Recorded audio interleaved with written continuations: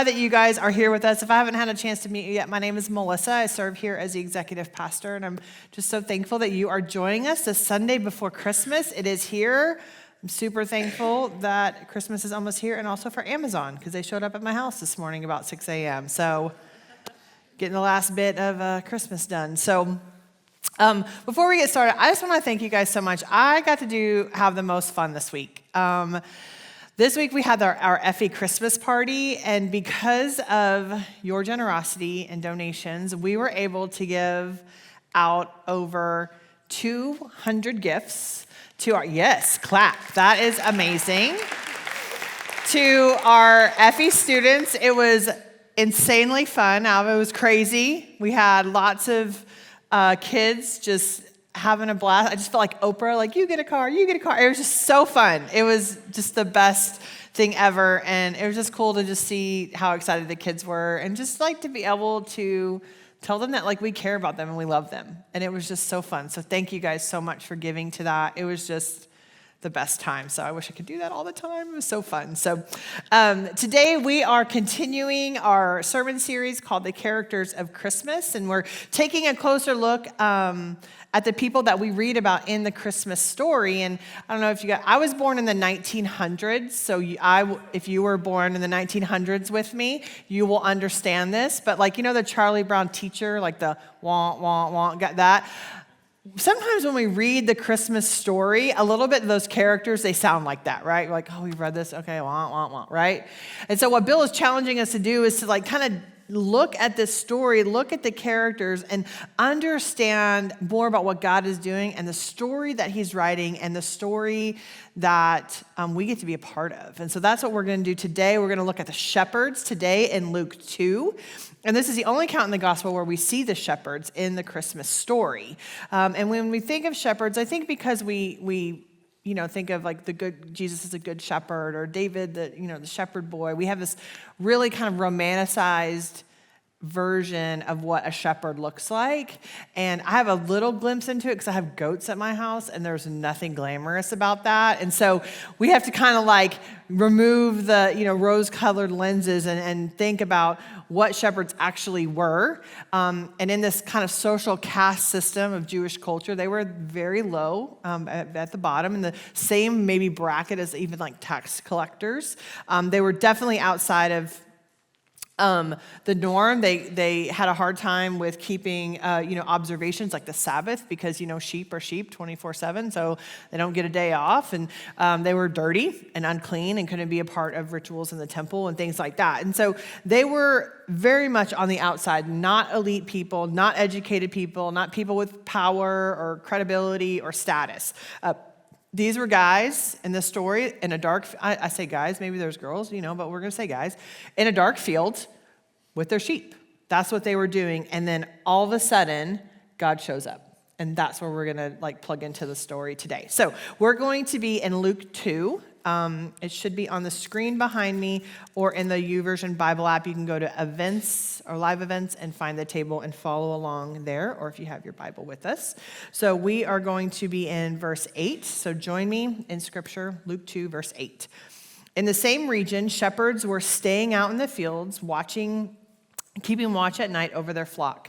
Then an angel of the Lord stood before them, and the glory of the Lord shone around them, and they were terrified. But the angel said to them, "Do not be afraid, for look, I proclaim to you good news of great joy that will be for all the people. Today in the city of David, a Savior was born for you, who is the Messiah, the Lord. This will be the sign for you. You will find a baby wrapped tightly in cloth, lying in a manger." Suddenly there was a multitude of heavenly hosts with the angel praising God and singing, "Glory to God in the highest heaven, peace on earth to people he favors." When the angels had left them and returned to heaven, the shepherds said to one another, "Let's go straight to Bethlehem and see what has happened, which the Lord has made known to us." They hurried off, and they found Mary and Joseph and the baby, who was lying in a manger. After seeing them, they reported the message that they were told about this child, and all who heard it were amazed at what the shepherds said to them. But Mary was treasuring up all these things in her heart and meditating on them. The shepherds returned, glorifying and praising God for all the things that they had seen and heard, which were just as they had been told. So let's kind of dissect this just a little bit. So, I mean, I don't know if you guys, we've been in pitch black outside. Like no ambient light, no light from a house, no city light or anything like that. Just pitch black, total darkness, sky above. And you're just sitting there with your shepherd bros and your sheep, and an angel shows up, okay?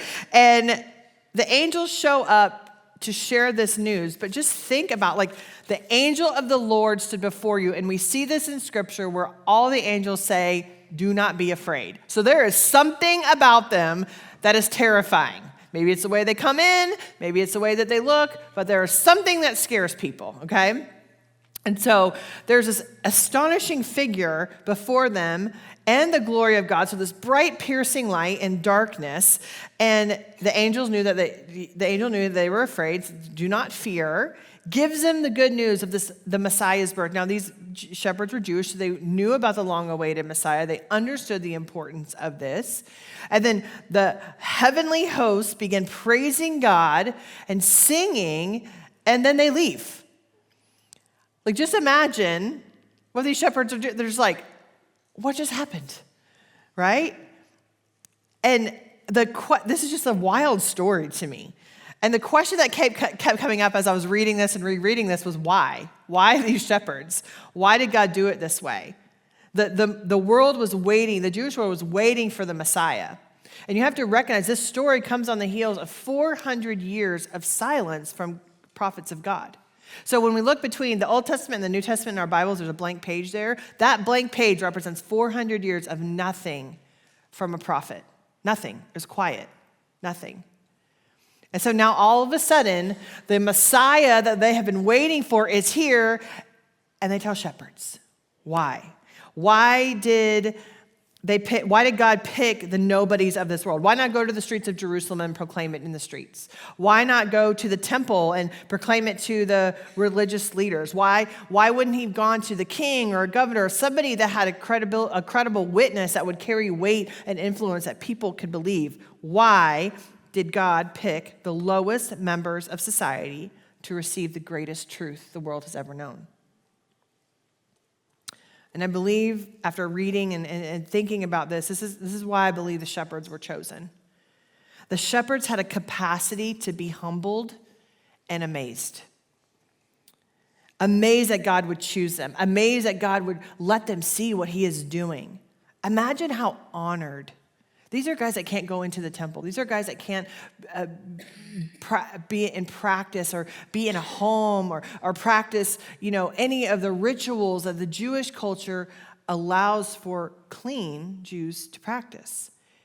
And they are being told of the Messiah. Think of the honor, even if as they felt unworthy, the honor that they would have had. And based on what we know about Jesus' opinions of religious leaders of the day, I doubt they would have had the same reaction. Okay, so like the religious elite, the Pharisees in particular, thought pretty highly of themselves. They loved religion. They loved being the most holy, the smartest in the room. They loved that. Isn't that fun at a dinner party, those guys? Just smartest in the room. You're like, oh, this makes for a fun dinner party, right? So they wouldn't have probably even been very impressed about this because they would have been like, yeah, well, of course God would reveal this to us. We're the Pharisees. They would have expected that. They would have thought, I deserve to hear it first. The shepherds were exactly who Jesus was coming for. The lowly, the desperate, the humble, the outcast, the unexpected. This is who Jesus would use because the right people always make it about, we're right people. We're in this category. We make it about us, right? Like, look at everything I did to get this announcement. Of course I'm going to get this announcement. Look how great I am. Look how holy I am. Look at all the things that I've held to, the standard that I've held to. They would make it about how special and deserving they were. And what these shepherds, they didn't have any credit, any credentials, any good standing. But there would also be no doubt where the power of the story came from. Because it was not them.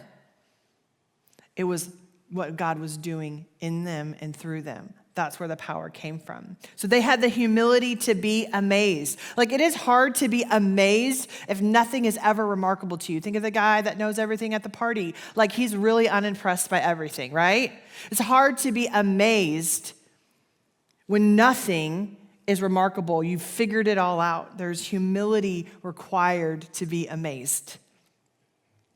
The shepherds had a humility to be obedient. Look at verse 15. I can just imagine, I love the replay. Sky goes back dark, and they just like look at each other. And they're like, what just happened? And then they're like, we got to go, right? It wasn't even a hesitation. It was pondering. They were like, we got to go to Bethlehem. They had the humility to be obedient. They were like, can you believe what happened? God said go, let's go. They also had the humility to share what they had seen. It wasn't about them being the first or the coolest or the most deserving or the most special. It was about what God had done and what God told them to do. In their obedient humility, people that they shared it with were amazed.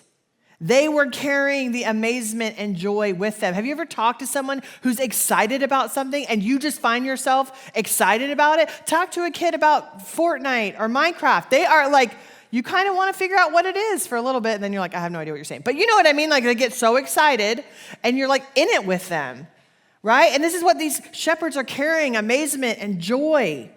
And they have this transformation. And people were amazed by what they were hearing and what they were seeing in these very unexpected missionaries. God gave them this incredible story that they could never write on their own and said, go tell everyone. And they trusted God so much. They got over their station in life. You know, that restriction of, they knew who they were.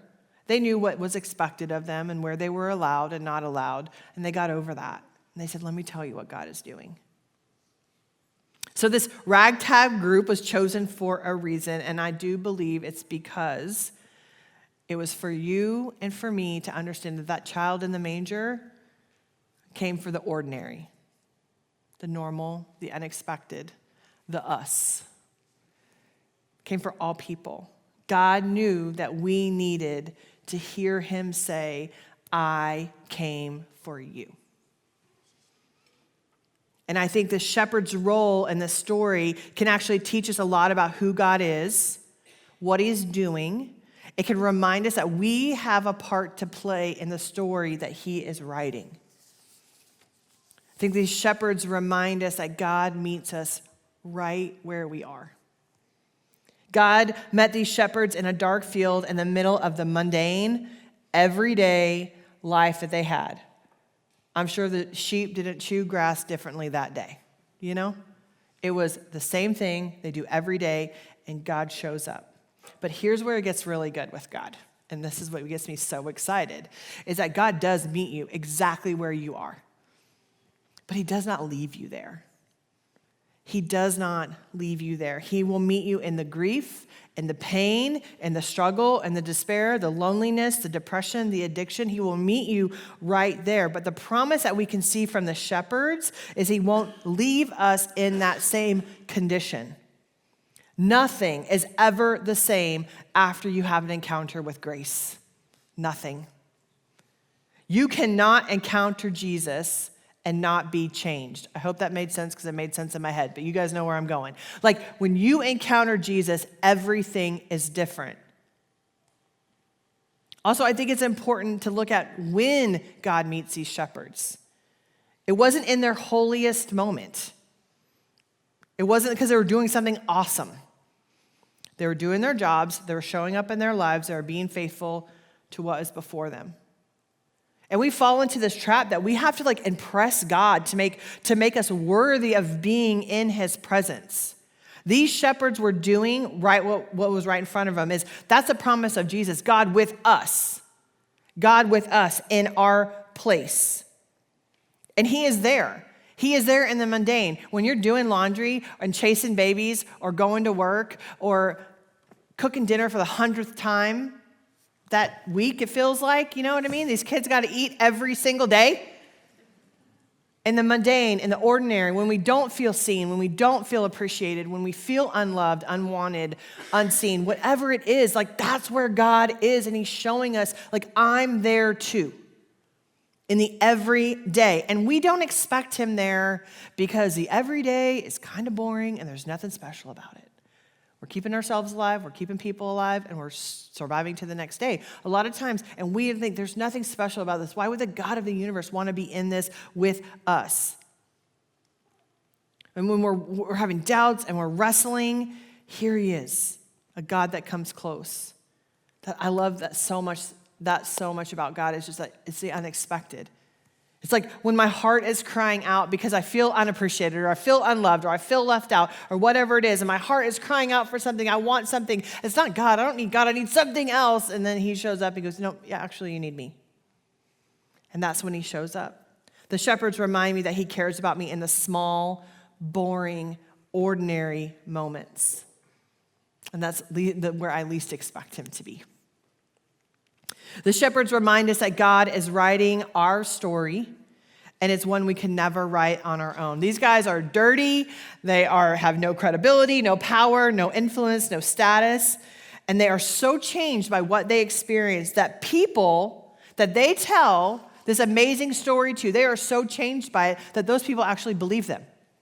That is not because the shepherds did something miraculous. They're still shepherds. But the direction their life is going has changed. And just think about it. The reason we're sitting here talking about this story now is because they told people. And it just spread. We're talking about this because they started telling their story. It was ever about them. They went back to being shepherds, and they're praising and singing about who God is as they are tending sheep. God doesn't always change our circumstances, but he always transforms our heart. And the story of the transformed heart is the one that we tell. Our stories are so powerful, even if you don't think yours is interesting. I hear that all the time. I have a boring story. My story is not interesting. Well, your story isn't about you. Good thing. You think a bunch of dirty shepherds had an interesting story? No, it was God that made it captivating. It's what God did that made it people want to hear and see. God is what made people want to listen. It wasn't anything they did or didn't do. It was about what God was doing. Our stories are one of the greatest tools we have in sharing the gospel, no matter what it looks like to you. Because God takes the stories of our lives, interesting or boring, I don't get that, but whatever. Your story is interesting. He reclaims it, he redeems it, he rewrites it, and he does it all to bring people to himself and glory to himself. The darkest, the hardest, the simplest stories, God uses it to bring others to him. He gives us the credibility in our story. He gives us the power and influence in our story. Our stories tell of his ability to bring a miracle out of the smallest, most ordinary, darkest, messiest life or person. And I believe this. Okay, my thoughts are all competing for action right now. Okay, I'm going to go back to my notes. All right. ADHD working right now. All right, so I also believe that the shepherds remind us that sometimes seeing is believing. What they witnessed was a miracle. Angels in a field, I don't know if that happens to you. Never happened to me. Pretty miraculous. Virgin birth, pretty miraculous. Watching the Messiah of the world be born, exactly how it was foretold, miraculous. Okay? Heavenly host singing, miraculous. So they had these miracles. These miracles changed everything for them. And here's the thing, their lives were transformed. A transformed life is a part of the miracle. A transformed life is a part of the miracle. Our lives transformed by Jesus is showing the world what a miracle looks like. There's nothing I believe more true than there is nothing more miraculous than a transformed life. Because if you knew me then and you know me now, you know that's a miracle. Jesus performs miracles in our lives. Sometimes people need to see that. Sometimes people need to see a miracle. Guys, we're the evidence. If we have been transformed by Jesus, we are the evidence that miracles still happen. I think our stories are where all of these truths collide, where humility and obedience and power and all of these truths that we're talking about with the shepherds, they all collide in our story. Because we can point to moments where God showed up for us, that it was so unexpected. All these things that were transformed in our lives. Like we can point to all these moments, all these truths that are colliding. And I think about where God met me. God met me on a soccer field. I was a coach for a long time, grinding it out, being a coach, showing up, coaching. I didn't have a relationship with the Lord. I didn't grow up in church. Thought all that stuff was kind of weird. Christians were kind of weird, and And then all of a sudden, one day, I get a phone call that one of my students died in a car accident. And here I am, not a believer, watching a community mourn, watching his mother mourn, watching a church fill up, and this weird pastor is standing on the stage talking about how there's a plan in this and how God's going to do something with it, and how Kyle is whole and healed. And I'm looking around this church, and I'm watching his mom and his dad and his sister and this whole community grieving this young man. I was mad. I don't want any part of a God that does that. This is all nonsense. In the background of this funeral, in my life, my marriage is falling apart. I was riddled with shame, with sin, with trauma, with a life of abuse that I experienced. There was addiction in my family. There was prison in my family. There was just brokenness. Like I was wrestling with how to be a wife and a mom because I believed any of it. I didn't believe I deserved any of it. I was in so much bondage and pain and shame from having an abortion and keeping that secret. And I refused to deal with any of it. I refused to fight for my marriage because I knew he was going to leave me anyways. So I'll take the first shot. I was rooted, invested in my pain and my self-destruction. And when I showed up to that funeral, it was just another reason to be angry. It was just another reason to blame this God that everybody talked about was so good. But this weird preacher came up to me at the funeral, and he invited me to come to his church. I was meeting in a hotel, which I was like, that's weird. Okay. But it was so weird that I told Matt about it. I was like, this pastor invited me, and he met me in a hotel. And so we kept going on, and months of struggling with resentment and not wanting to do the hard stuff that marriage requires. I didn't want to do that stuff. I didn't want to fight for it. I wanted it my way. Get right, and then everything will be right. All those things that we tell ourselves when we're in an unhealthy, healthy marriage. It was like, if he would just do what I say, it would be fine, right? Right? He's over there not listening. He's like, not right. But anyways. But I remember the day that I just came to a point where I was like, I don't want to do this anymore. I don't want to do the hard stuff. And I will never forget the look on his face, sitting at our kitchen table, and I just said, I want a divorce. I don't want to do this anymore.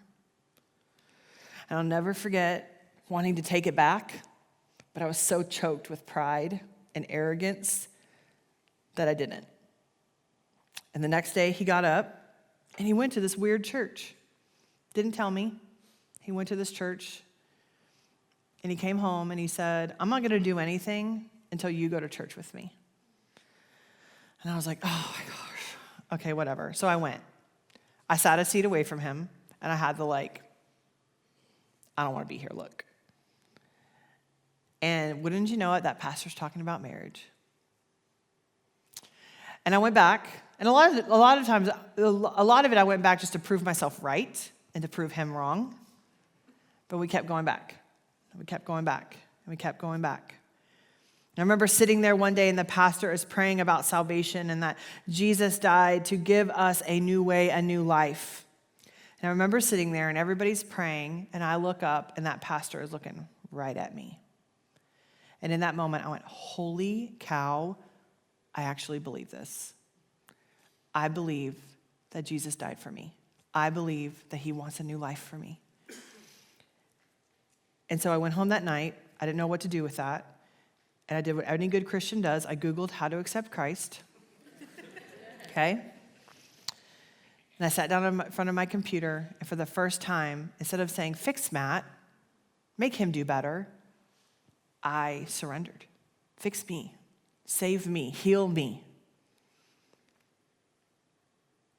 Nothing about my circumstances changed in that moment. I still had to deal with a broken marriage. I still had to deal with my past. I still had to deal with my sin, but the direction of my life had changed. I was changed by the hope of the gospel. I was changed by interaction and encounter with grace. And I'm sure there were a million moments where God just wanted to thump me on the head and say, girl, that is me. But I wasn't able to be amazed. I didn't have the humility to be amazed or be in awe. I wasn't humble enough to admit desperation and surrender. I believe 20 years later, our marriage is a miracle. It is a miracle. I believe my life is a miracle. I believe the same work that God did in that field 2,000 years ago, he did in me. And he's doing in you. And God writes stories we can never write ourselves. I look at everything about my life, and the fact that I'm sitting up here talking to you is only God. Because everything in my life would say, she shouldn't even be doing this. I'm a woman. I didn't grow up in church. I didn't go to seminary. I was abused. I had an abortion. I have a smart mouth and a broken soul. And God said, yep, I'll use her. That is only God. That is only God. And he's saying that about all of us. Dirty, gross, uneducated shepherds, yep, I'll use them. I'll take them. They're on my team. Single mom, yep, I'm going to use her. Divorced, yep, you. Prideful, yep. Addicted, yep. Depressed, yep. Mean? Yeah. Unloved? Sure. Unwanted? You got it. Yep, I could use all y'all. The fact that the God of the universe takes back all the things that we've done to screw it up, redeems it, and then uses it to change lives is a miracle. That is a miracle. And the stories that would hold us back, keep us stuck, keep us bound up, he uses to win souls. That is a miracle. He goes, I'm going to take your mess and I'm going to win lives with it. Only God. That is a miracle. A transformed life is evidence of God working miracles. It is evidence of a God who comes close and is in the ordinary and the hard and the dark. A transformed life is evidence of a God who sent a baby to change the world. It started with the ordinary and the small and the unexpected, and that gives me a whole lot of hope. The same God that started that work in that field is doing it now. And we get to carry the story of that God. We get to tell of the miracle of a transformed life. We get to carry the story of a baby who changed everything, and we get to live out our lives as evidence of a love that performs miracles and transforms eternities. We get to be that. So when we think of these shepherds, we don't just think of guys hanging out in a field with sheep. If it wasn't for them, who would have told the story? But with them, they gave credit to the author. And that's what we have to do with our stories. It's not about what I did. It's not about what you did. It's all about what God did and what he's going to do. Pray with me. Father,